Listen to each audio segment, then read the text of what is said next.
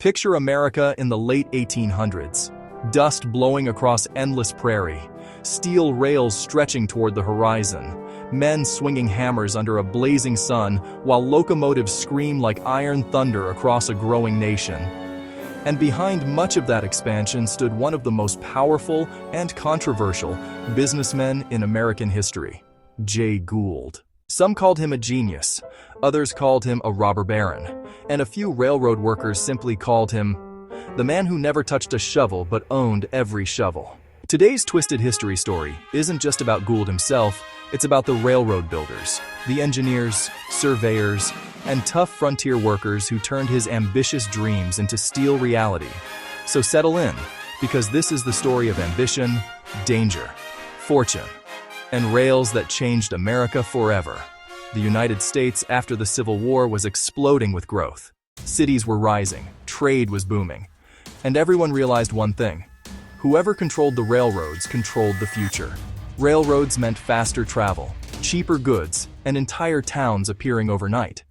Companies like the Union Pacific Railroad, Missouri Pacific Railroad, and Erie Railroad became battlegrounds for wealth and power. Enter Jay Gould. He didn't build railroads with muscle, he built them with strategy, and occasionally, chaos. Born in rural New York, Gould started as a surveyor, literally mapping land before rails ever touched it. He understood geography, economics, and human ambition better than almost anyone.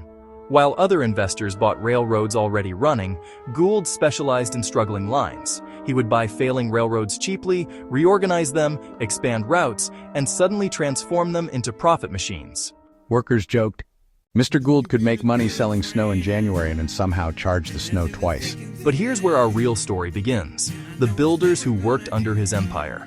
The men who actually constructed Gould's railroad network were a mix of Civil War veterans, immigrants from Ireland and China, former miners, cowboys tired of sleeping outdoors, and adventurers who simply followed opportunity west. They faced exploding dynamite, flash floods, stampeding cattle, and winters that froze tools solid. Survey crews often rode ahead on horseback, marking routes through wilderness no train had ever crossed. Sometimes towns celebrated them. Sometimes towns chased them out because railroads meant change, and change frightened people. One builder reportedly said, "We weren't laying tracks, we were laying the future." Through Gould's investments, rail lines pushed deep into Kansas, Texas, Colorado, and beyond. The Missouri Pacific Railroad expanded dramatically, connecting farming regions to major markets. Suddenly, cattle could reach eastern cities. Grain moved faster than riverboats. Small frontier settlements became booming railroad towns. Hotels appeared overnight. General stores multiplied.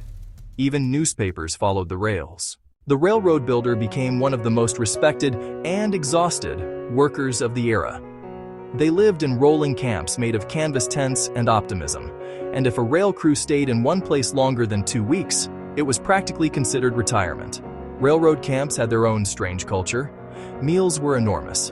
Coffee was stronger than locomotive fuel, and storytelling around campfires became legendary. One cook supposedly posted a sign: "Complaints about food must be submitted in writing, preferably after payday." Workers named locomotives like pets. One train was nicknamed the prairie goat because it refused to climb hills without complaining. Another was called the banker because it always arrived late but expected interest anyway. Despite the humor, danger was constant. Accidents happened. Weather turned brutal. But the builders kept going, because every mile of rail meant progress and a paycheck. As Gould's railroad empire grew, so did criticism. Some accused him of manipulating stock prices and dominating markets. Newspapers painted him as a villain. Yet many towns owed their survival to the very railroads he financed. Without those lines, farmers couldn't sell crops, supplies couldn't move west. Entire regions might have remained isolated for decades. History rarely gives us simple heroes or villains. Jay Gould became both depending on who told the story. But one thing is undeniable: his railroad builders reshaped America. Behind every mile of track were real people. Surveyors who never became famous, engineers who worked by lantern light, track layers who measured their lives in hammer strikes. Many never grew rich. yet they connected oceans, cultures, and economies. Families moved west because trains made it possible. Mail arrived faster. Ideas traveled farther. America shrank, not in size, but in distance between people. The railroad wasn't just transportation, it was transformation. Today, modern freight lines still follow routes first expanded during Gould's era. Highways often trace old rail paths. Towns born beside water towers and depots still exist because rails once passed through. Even if people argue about Gould's methods, his impact remains impossible to erase. The railroad builders turned vision into reality, steel into opportunity, and wilderness into connection. So, next time you see a train rolling across the American landscape, remember the men who laid the rails, remember the dreamers who financed them, and remember that history isn't just dates in a book, it's stories forged in sweat, ambition, and a little bit of twisted genius. If you enjoyed this journey into railroad history, give this video a thumbs up, subscribe to the channel for more twisted history stories, and come back next week for another adventure from America's wild past. Thank you for watching and riding the rails of history with us today.